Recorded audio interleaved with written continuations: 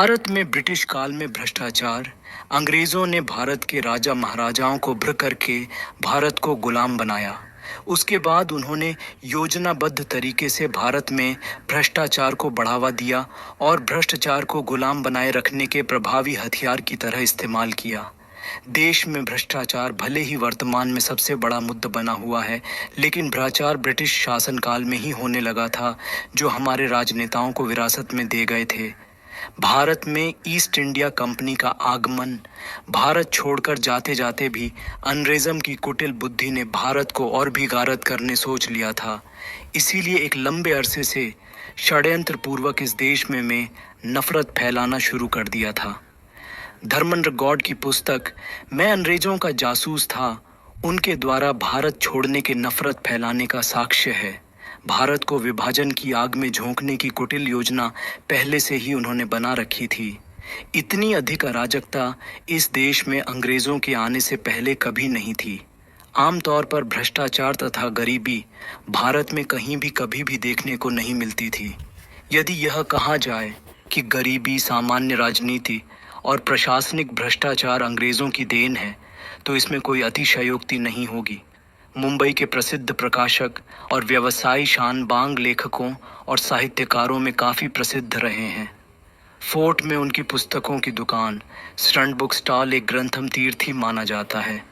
अपने देहांत से पहले शानबाग ने भारतीय संपदा और पाठकों पर बड़ा उपकार किया, जब उन्होंने विश्व प्रसिद्ध इतिहासकार एवं चिंतक विल डूरा की दुर्लभ एवं लुप्तप्राय पुस्तक द केस फॉर इंडिया का पुनः प्रकाशन किया। यह पुस्तक अंग्रेजों द्वारा भारत की लूट ही नहीं, बल्कि भारत के प्राचीन संस्कारों, विद्या और चरित्र पर इतिहास के सबसे बड़े आक्रमण का तथ्यात्मक वर्णन करती है। इसमें उन्होंने लिखा है कि भारत केवल एक राष्ट्र ही नहीं था, बल्कि सभ्यता, संस्कृति और भाषा में विश्व का मातृ संस्थान था। भारत भूमि हमारे दर्शन, संस्कृति और सभ्यता की माँ कही जा सकती है।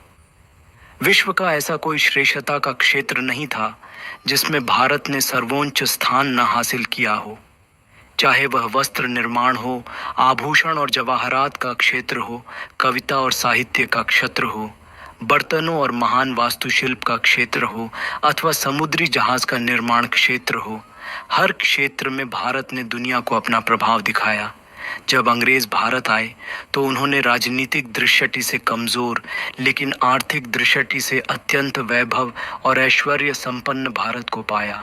ऐसे देश में अंग्रेजों ने धोखाधड़ी, अनैतिकता एवं भ्रष्टाचार के माध्यम से राज्य हड़पे, अमानुषिक टैक्स लगाए, करोड़ों को गरीबी और भुखमरी के गर्त में धकेला तथा भारत की सारी संपदा व वैभव लूटकर ब्रिटेन को मालामाल किया। उन्होंने मद्रास, कोलकाता और मुंबई में हिंदू शासकों से व्यापारिक चौकियां भाड़े पर लीं और बिना अनुमति के वहां अपनी तोपें और सेनाएं रखीं।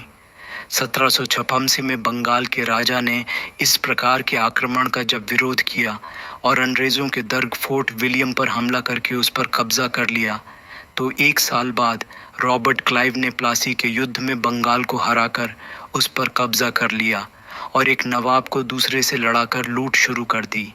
सिर्फ एक साल में क्लाइव ने $11,70,000 की रिश्वत ली और $1,40,000 सालाना नजराना लेना शुरू किया। जांच में उसे गुनहगार पाया गया, लेकिन ब्रिटेन की सेवा के बदले उसे माफ़ी दे दी गई। विल ड्यूरा लिखते हैं कि भारत से 20 लाख का सामान खरीदकर ब्रिटेन में 1 करोड़ में बेचा जाता है। अंग्रेज़ों ने अवध के नवाब को अपनी माँ और दादी का खजाना लूटकर अंग्रेज़ों को $50 लाख देने पर मजबूर किया, फिर उस पर कब्जा कर लिया और $25 लाख में एक दूसरे नवाब को बेच दिया। अंग्रेजी भाषा चलाने और अंग्रेज़ों के प्रति दास्ता मजबूत करने के लिए भारतीय विद्यालय बंद किए गए।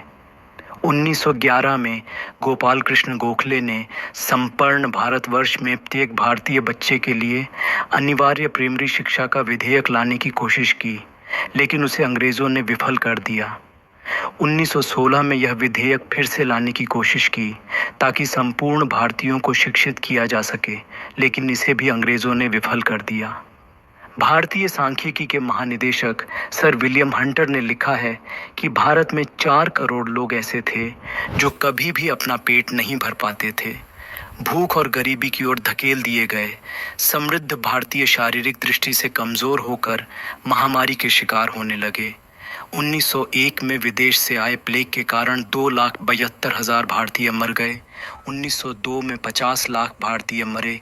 1903 में 8 लाख भारतीय मारे गए और 1904 में 10 लाख भारतीय भूख, कुपोषण और प्लेग जैसी महामारी के कारण मारे गए। 1918 में 12 करोड़ 50 लाख भारतीय इन्फ्लुएंजा रोग के शिकार हुए, जिनमें से 1 करोड़ 25 लाख लोगों की मौत सरकारी तौर पर दर्ज हुई।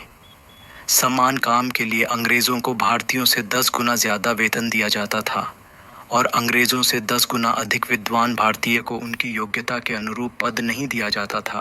प्रमुख भ्रष्टाचारी लॉर्ड क्लाइव सन 1872 से उस पर भारत में रहते हुए भारी संपत्ति बनाने के विरुद्ध मुकदमा चला और ब्रिटेन के प्रधानमंत्री लॉर्ड नॉर्थ ने खुद उसके विरुद्ध मतदान किया।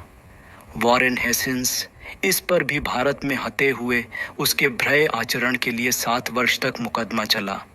गंगा गोविंद सिंह, महाराज नंद कुमार, अमीचंद, जगत सेठ शिक्षा में भ्रष्टाचार, प्रेमचंद के उपन्यासों एवं कहानियों में अंग्रेजी राज के समय शिक्षा एवं अन्य क्षेत्रों में व्याप्त भ्रष्टाचार की पर्याप्त झलक मिलती है। सरकार वे ही पन्ना प्रकायन खरीदती थी जो अंग्रेजी राज की प्रशंसा के पुल बांधते थे।